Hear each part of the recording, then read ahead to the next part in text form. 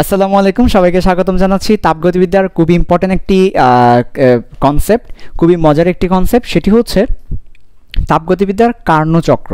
এই কার্নোচক্র তো এমনি ইম্পর্টেন্ট, আবার কার্নোচক্রের মধ্যে গ্রাফটা আরও বেশি ইম্পর্টেন্ট। বাট আমরা স্টুডেন্টরা আমাদের বইয়ে বা বিভিন্ন জায়গায় কার্নোচক্রের চাপ ভার্সেস আয়তন, পি ভার্সেস বি গ্রাফটা আমরা সবাই ড্র করি, এটা নিয়ে পড়াশোনা করি।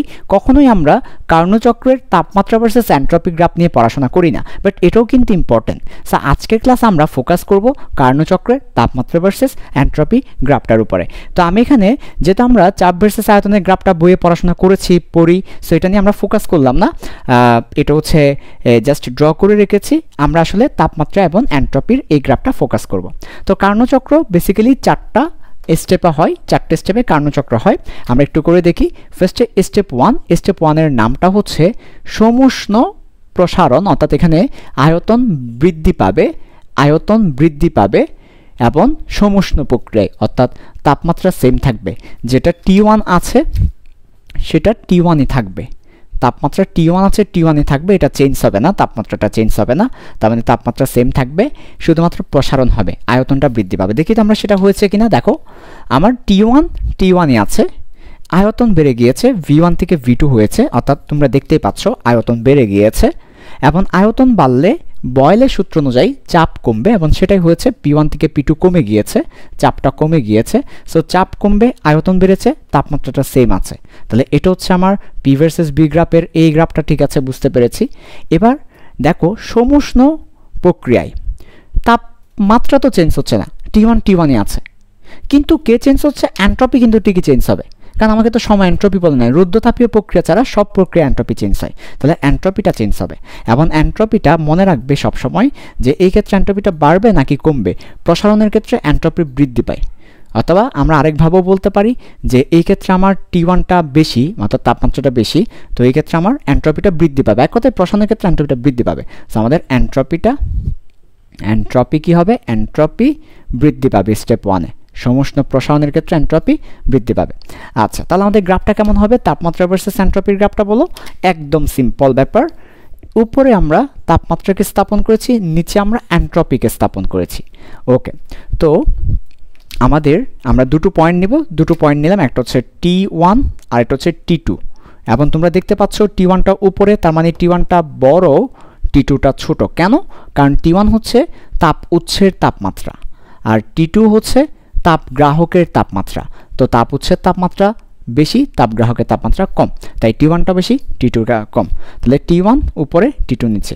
এখন আমরা দুটো পয়েন্ট নিব, S1 S2, S1টা কম হবে, S2টা বেশি হবে। আচ্ছা, সো আমার স্টেপ ওয়ানে T1ই থাকবে, সো T1ই থাকবে, শুধু অ্যান্ট্রপি ইনক্রিজ হবে, অ্যান্ট্রপি বৃদ্ধি পাবে। সো এখান থেকে এটা এভাবে করে এখানে চলে যাবে, এই।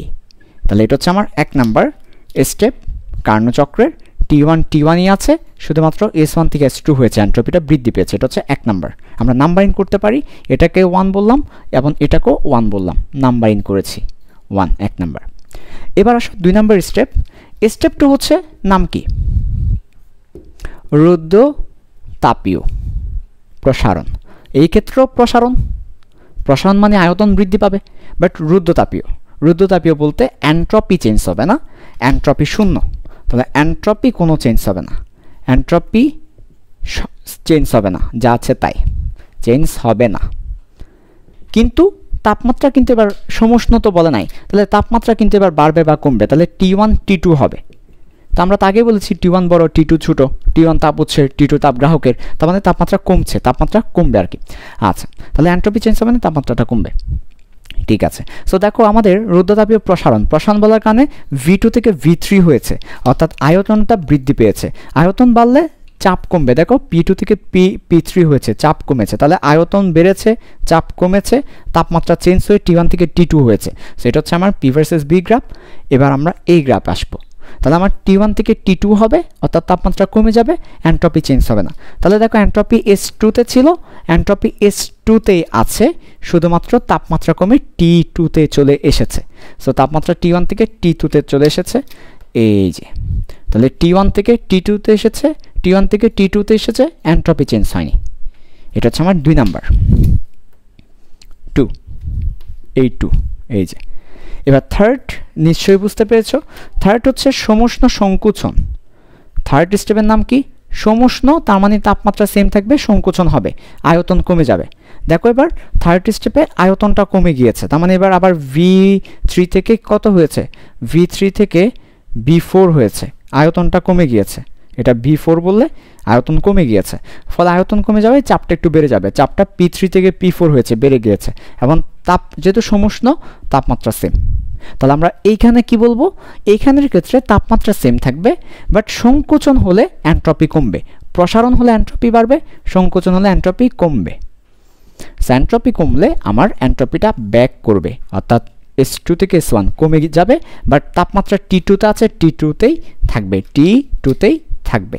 তাহলে এটা হচ্ছে আমার থার্ড স্টেপ, এটা হচ্ছে আমার থার্ড স্টেপ। লাস্ট ওয়ান, একদম ফোর্থ স্টেপ, সর্বশেষ স্টেপে চলে এসেছি। লাস্ট স্টেপ হচ্ছে স্টেপ 4, রুদ্ধতাপীয়। আবার সেই এন্ট্রপির ব্যাপারটা চলে আসবে, সংকোচন। সংকোচন বলতে ভলিউম কমবে, প্রেশার বাড়বে। সো দেখো ভলিউম আরও কমেছে, ভলিউম আরও কমেছে, প্রেশারটা বেড়েছে। এরপর যেহেতু রুদ্ধতাপীয়, তাপমাত্রা চেঞ্জ হবে, T2 থেকে T1 হয়েছে। সো তাপমাত্রা T2 থেকে T1 হবে, আর এন্ট্রপি চেঞ্জ হবে না, এন্ট্রপি চেঞ্জ হবে না। তাহলে এবার কী হবে? এন্ট্রপি S1 যেটা আছে সেটা থাকবে, তাপমাত্রা T2 থেকে T1 হবে, T2 থেকে T1 হবে, এন্ট্রপি চেঞ্জ হবে না।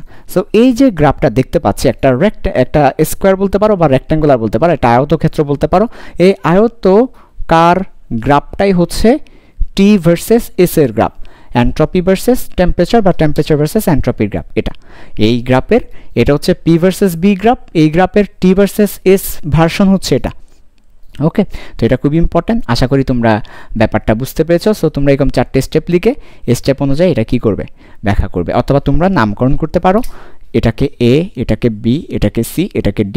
তারপর এখানে বলে দিবে যে গ্রাফে A থেকে B অংশ, গ্রাফে B থেকে C অংশ, গ্রাফে C থেকে D অংশ, গ্রাফে D থেকে A অংশ। So A, B, C, D অংশ, গ্রাফে কোন অংশটা সেটাও বলে দিবে। জাস্ট বলবে তাপমাত্রা সেম থাকে এন্ট্রপি চেঞ্জ হয়, অথবা এন্ট্রপি সেম থাকে তাপমাত্রা চেঞ্জ হয়, এই ব্যাপারটা। ওকে, সো এই হচ্ছে আমাদের কার্নোচক্রের তাপমাত্রা ভার্সাস এন্ট্রপি ভার্সন গ্রাফটা। ওকে, আল্লাহ হাফেজ।